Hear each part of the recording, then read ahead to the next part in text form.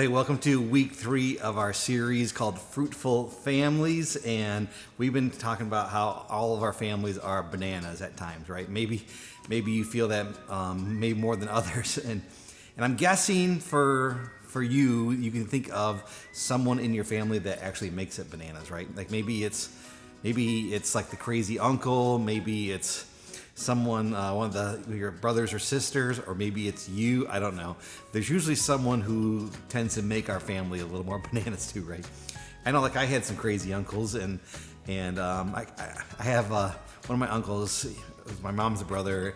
He would always have these crazy stories to tell and things that he did, and he's always laughing, and everyone was always laughing with him. And I remember this one story. He had a farm, and he had to pick up a ram that was going to use to breed some of his sheep, and he didn't have a trailer, and so he had this old car that had like the seats out of the back seat, and so he decided to go pick up this ram and just put it in the back seat of his car, basically. And he ended up having like a flat tire, and it was just this whole fiasco of story. It takes long to tell, but I just remember him just hearing this story and just laughing because he was bananas. He was crazy. And I know, like for my family, I got some brothers and sisters, and whenever we get together, it always turns into like these old stories from when we were kids, and it's like share each other's most embarrassing moments type thing. I don't know, but we learned to laugh at each other and laugh at ourselves, and so like we have all these stories we share, and we think they're hilarious, and all the in-laws don't think it's that great, or maybe they've heard them all before, but they didn't live it, so it's not as funny to them. But like we'd always share these funny stories and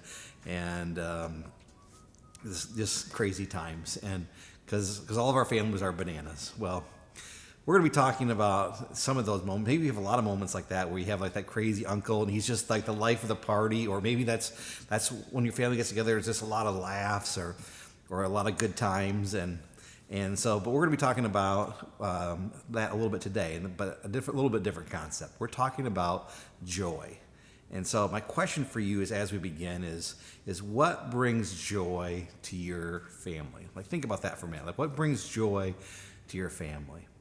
You know, as we go through life, we're in these different stages, and maybe some things that brought you joy earlier are different now that you're maybe older or longer in the process. But maybe it's something like adding another child to the family. Maybe as a parent, that brings you great joy, or maybe as a grandparent, it brings you a different sense of joy to have another grandchild and to see your kids' families doing well. Maybe as a sibling, maybe you were the only child and you're having another baby. Maybe that doesn't bring you joy at all. What brings you joy when it comes to your family? Maybe it's a special vacation you've gone on to create these great memories with your kids, or maybe it's just being able to get everyone together as a family, to have everyone in the same room together. Maybe that's the thing that brings you joy. What brings you joy when it comes to your family? I want you to keep thinking about that. I know, like for me, like one of the things I think about is I love going to parent-teacher conferences. Our kids do well in school, but I love hearing when they say things like, your son or daughter is so helpful to other students, or is kind to them, or is respectful, and just hearing these qualities and these traits beyond just like the schoolwork. Like that brings me joy. Like I love to hear those things. What brings joy to you and your family? Well, we're talking about this whole series about what makes our families fruitful. This is not the idea of like be fruitful and multiply. We're not talking about that. We're talking about how our families can feel bananas at times, but how can we move to this place where they're productive and growing and mature? Like, so how do we move our families in that direction?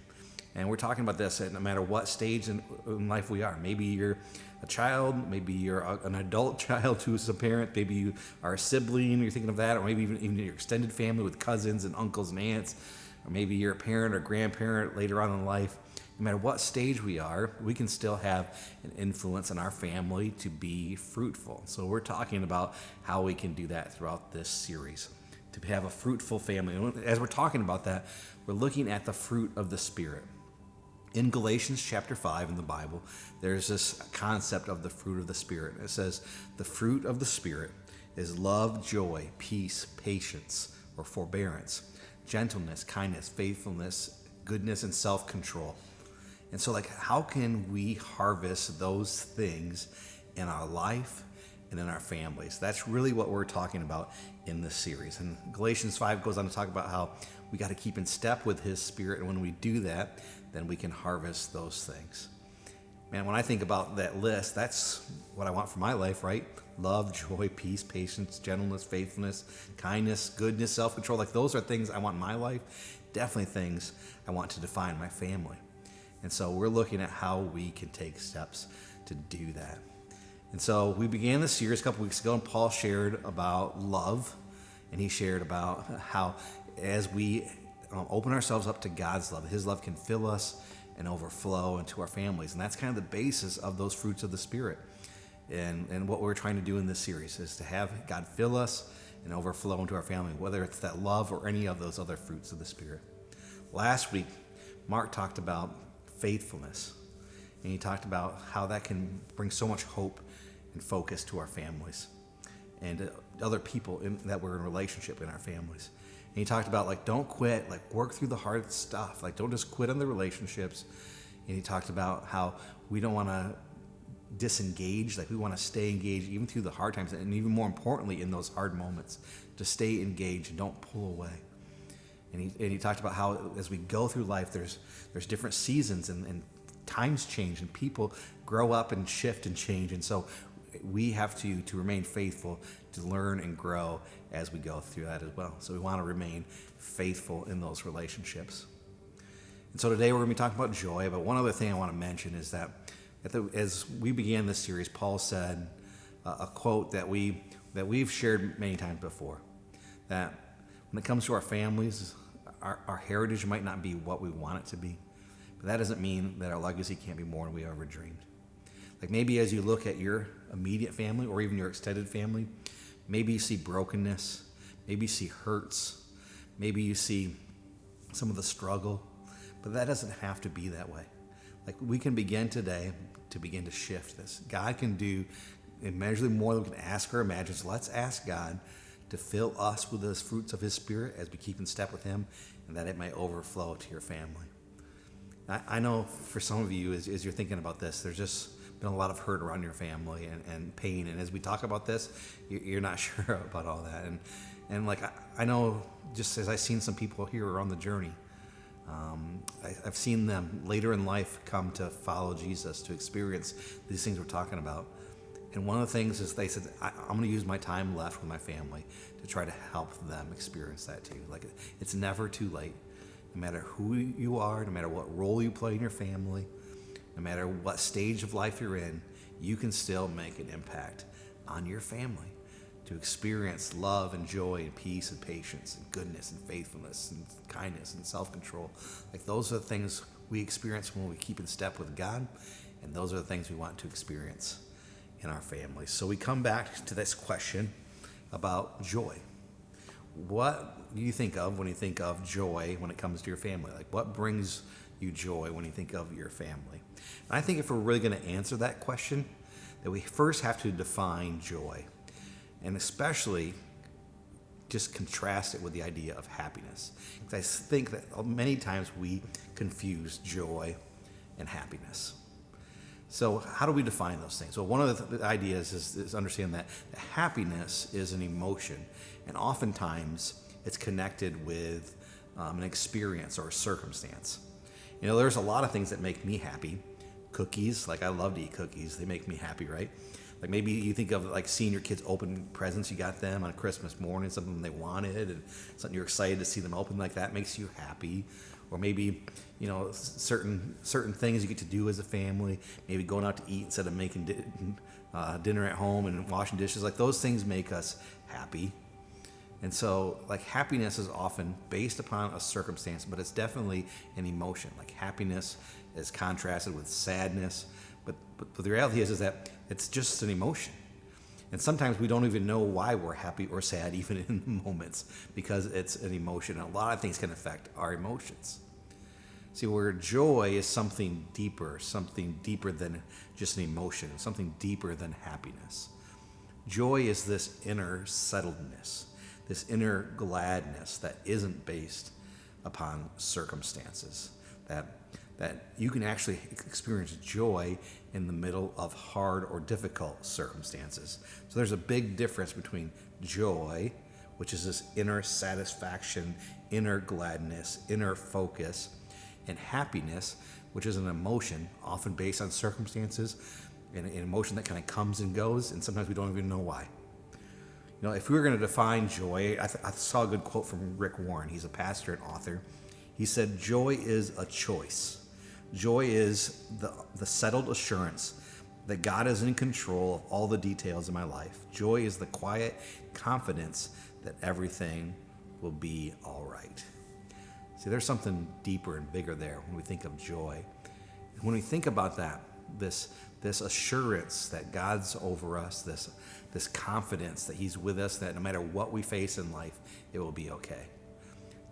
That is so much bigger and deeper than just an emotion of happiness because we got to eat some cookies.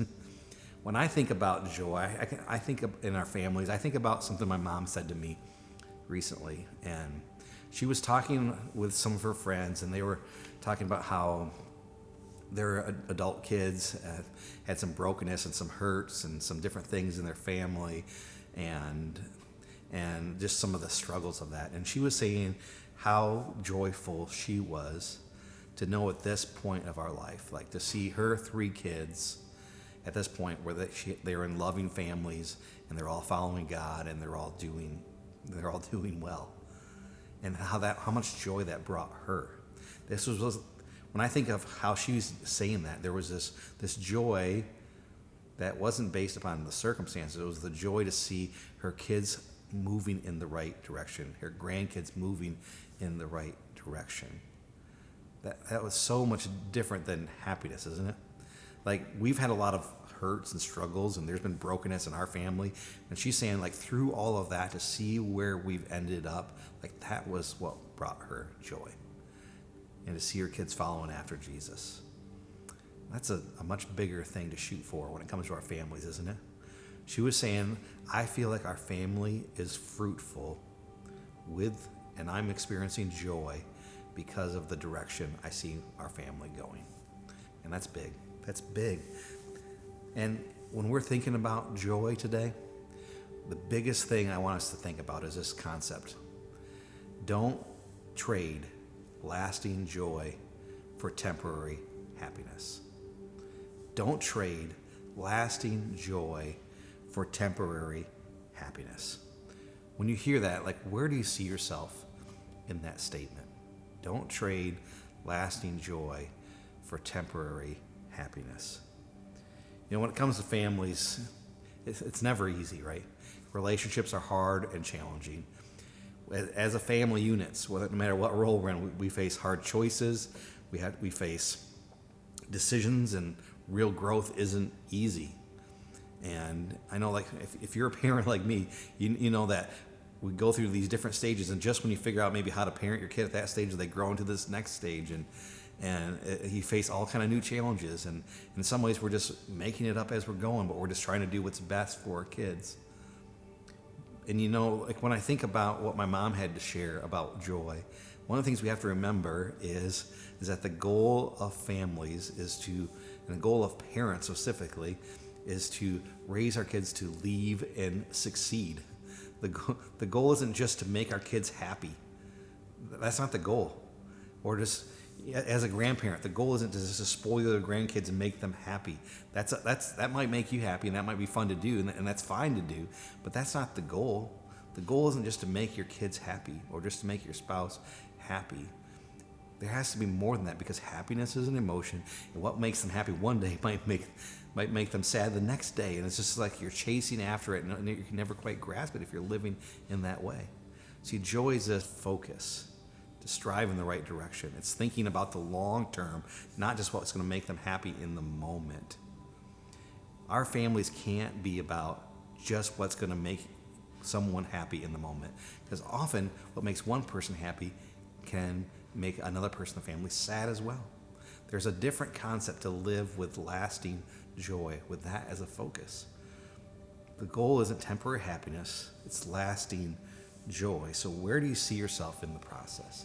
And we have to remember that it is a process. In fact, as you think about those fruits of the Spirit in Galatians 5, you go to the next chapter, Galatians chapter 6, verse 9, it says, "Let us not become weary in doing good, for at the proper time you will reap the harvest if you don't give up."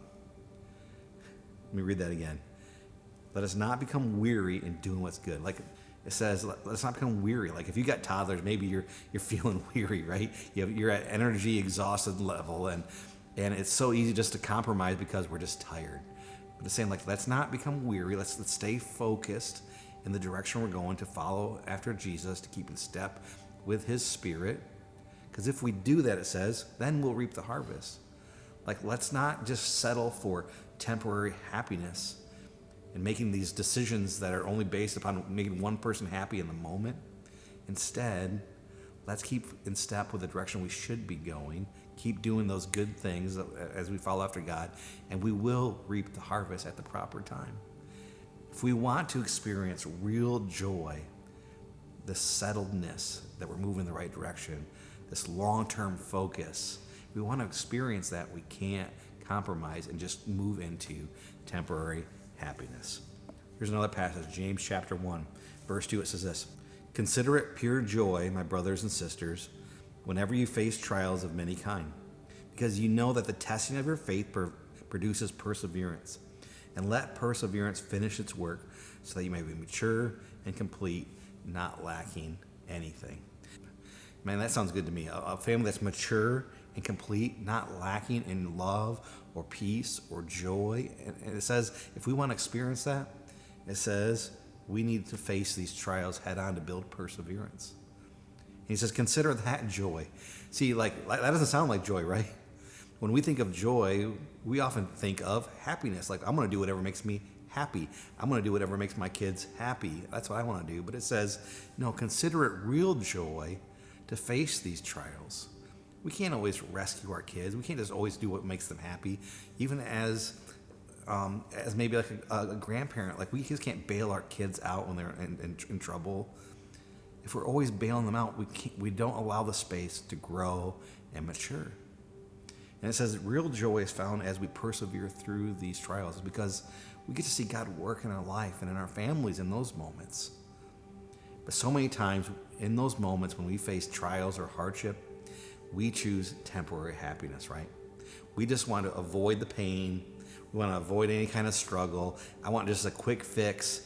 I'm feeling kind of sad in this trial. I'm just going to do whatever makes me happy in this moment, right? And so many times it just gets us off track. So many times we just maybe give in to our kids or we bail them out, and we miss the opportunity to help them grow and mature. Like if we want our kids to leave and succeed, we have this chance to help them persevere through trials so they can become mature and complete. If we want to do that as a family too, we just can't just do whatever it is to ease pain in those moments. We have to face these things and walk through them.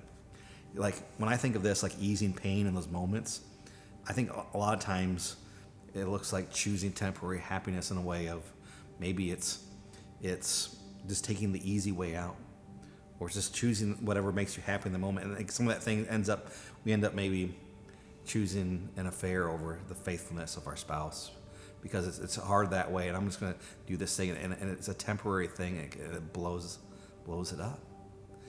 It might be a financial decision. I'm just going to just pay for this. I know right now we can't afford it right now, but I'm just going to charge it, and we just rack up this debt, and this puts us then ongoing financial stress on our families and our relationships. And we choose temporary happiness over the lasting joy. It might be we're just so busy right now, and we just let our schedules drive us because they want to do this and they want to do that, and we end up drifting apart as a family because we just let the activities and the busyness drive us. There's so many ways that I could flesh out, but it says instead of facing the trials and just taking the easy way out, instead of facing the trials and just trying to escape the pain, instead of facing the trials and just doing whatever makes you happy in that moment, consider it joy and walk through those trials in such a way where you persevere and you see God work in and through your life. That brings real joy. That makes our life and our families mature and complete, not lacking anything. A few verses later in James 1, it talks about like how every good thing comes from God. Like he's this God who wants us to experience his goodness. He wants us to experience the fruit of walking with him: love, joy, peace, patience, gentleness, faithfulness, kindness, goodness, self-control. Like if we want those things to define our life and our families, we got to walk with him and face those trials head on, because every good thing comes from him. Don't sacrifice lasting joy for temporary happiness just to avoid pain or to escape the hardship.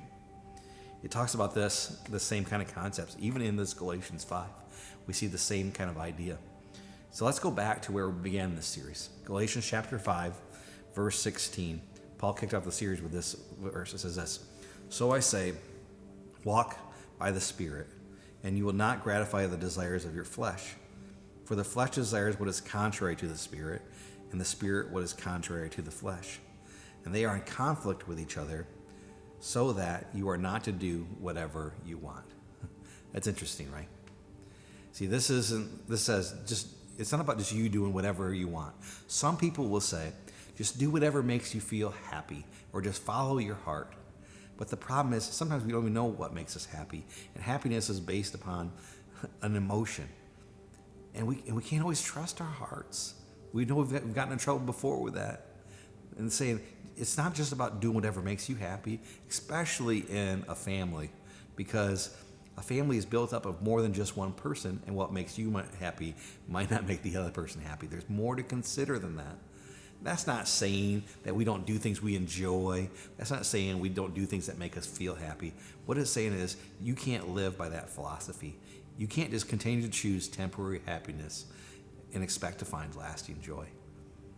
That's what it's talking about. And it talks about how living with this self-focus is contrary to living with the Spirit. They conflict. They bash each other. It goes on to explain the differences. When it talks about like spirit and flesh, like what does that mean? Well, it goes on to explain this. Verse 19, it says this: "The acts of the flesh are obvious: sexual immorality, impurity, debauchery, idolatry and witchcraft, hatred, discourse, jealousy, fits of rage, selfish ambition, dissension, faction, envy, drunkenness, and orgies and the like. I warn you, as I did before, that those who live like this will not inherit the kingdom of God." Like we look at that list, and as you see those lists of things, those are things that steal joy from our lives and our families, and even more so can really destroy our life and our families. Let's look at some of these things. It says like sexual immorality and impurities. Like I've seen this happen. Like whether it's an affair, it usually begins with maybe something small and continues to move us to this place to make a bad decision of temporary happiness that destroys our marriage and our families. Or impurity, like something like pornography. You think like, what's the big deal? Or maybe you've made the decision to do that to try to escape the pain or some of those things, and it becomes this addiction, or it creates distrust, or it just causes tension. It can steal joy and even destroy our family relationships. Or there's other things down there like hatred or fits of rage, like someone who just lets unforgivingness. Maybe someone did something and we can't move past it, and there's a lot of other tensions and things we have to work through if that's happened. But what can happen sometimes is that these fits of rage, someone is always upset because we don't do it their way, and it just causes this tension and brokenness in our relationships. You see other things like envy or jealousy, and maybe we fall into this trap of comparison. We say this all the time of beware of the compare. Like we see what people are posting online or whatever, and we compare their best to our worst, and we think, if I could just have our kids do all those same activities, if we could just have that car or live in that neighborhood or just have those things, then we'll be happy. But so many times it's just chasing after the wind. We never get a hold of it. And what we find is that oftentimes all those things we think would bring us happiness just leave us empty anyways. And those things, it's just a never-ending chase. Jealousy, envy, they can cause us to build up this big debt or to never be satisfied because we're always comparing. And what ends up happening is we lose the lasting joy because of all the other struggles that came through that comparison, through that jealousy, through that envy, We see other things on this list like drunkenness. Like I've just seen alcoholism destroy relationships and people's lives. Or we see on all these things, you might think like those are some big things on there. Then you see something on there like selfish ambition. And maybe you're like, well, that one doesn't seem to fit. All those other ones seem bigger, but it's really not. Because self-focused living isn't what a family is about. A family is about being together. It's not about just one person's opinion on everything. It's not just one person dictating. It's not just doing whatever makes that one person happy. This is something. There's something more to relationships. Living selfishly or self-focused can end up stealing the joy. You might find some temporary happiness here or there, but the lasting joy will be defeated. It will be gone. And he contrasts that list with what we see from God. And it says this in verse 22, but the fruit of the Spirit is love, joy, peace, patience, forbearance, kindness, goodness, faithfulness, gentleness, and self-control. Against such things there is no law. Like, I think that's so interesting. Like, there's no law against these things. Some of those other lists we see, there's like laws against it because it causes destruction and abuse and hurts and just steals the joy. There's laws against that. You see things like this, there's no law against these things because this is what is good. This is what we all want in our life.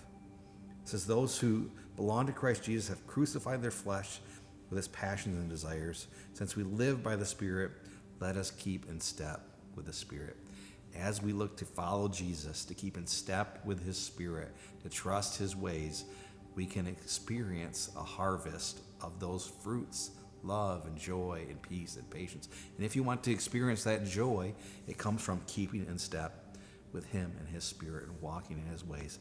Let us not become weary of walking in that way because we can reap that harvest in our lives and in our families. As I look through this passage here, like so many people talk about how like following God is all about these rules or different things like that, but it's not. Like you look through that list, it's like God just saying, like, don't live this way because it steals the joy. It destroys relationships. It can destroy your family. Like don't walk that way. But if you walk with me in my ways, here's what you can experience. Like he just wants what's best for us. And if we're willing to walk with him, we can experience those things in our life, and it can overflow to our families. We can have a families when we look back on it and say, I have so much joy because I've seen this harvest of the fruit of the Spirit in my life and in my family. And that's real joy, isn't it? That's not temporary happiness. It's like saying, I've seen how this has changed my life and it's changing my family, and that will bring real, lasting joy. Isn't that what you want for your family? What it means is that we got to open ourselves up to God. We got to stop chasing after temporary happiness or avoiding pain or just giving up on going in the right direction or letting the busyness of life define us. We got to live for something more here. And so if we want to experience that joy, it really comes from following after God. It says this in Psalms 16. It says, you make known the path of life. You fill me with joy in your presence, with eternal pleasures at your right hand. It's like God is the one that can fill us with joy, guide us in this path of life. Romans 15, verse 13. May the God of hope fill you with all the joy and peace as you trust in him, so that you may overflow with hope by the power of the Holy Spirit. It's the God of hope that fills you with all joy and peace, and it overflows in our life. John 15, the words of Jesus here. It says this, as the Father has loved me, so I have loved you. Now remain in my love. And if you keep my commands, you remain in my love, just as I have kept my Father's commands and remain in his love. I have told you this so that you might have joy, that my joy may be in you, and that your joy may be complete. This is what Jesus wants. He said, if you're just keeping step with me, if you continue to follow after me, that you may experience joy, and a joy that's complete. Not just temporary happiness that fades like the wind, that you always feel like you never quite get a hold of. No, he said there's something more to live for here. A joy that's complete, not based upon circumstances. A joy that you can experience in your life and in your family, even if you're going through hard times. A bigger focus.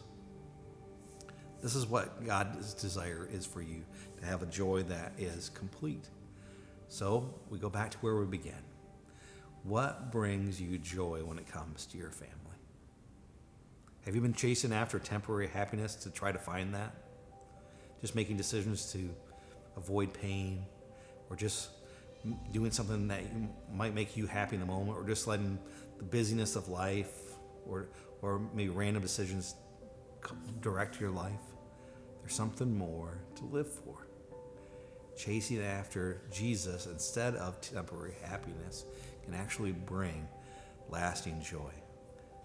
This is our desire. May the God of hope fill you with all peace and with all joy.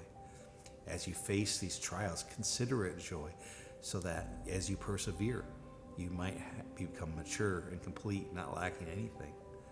Don't become weary of doing what's good, because you will reap a harvest of God's Spirit and His fruit in your life. And that fruit can bring joy to you and your family. And if you keep His commands and walk in His ways and keep in step with the Spirit, His joy may be in you, and that joy may be complete.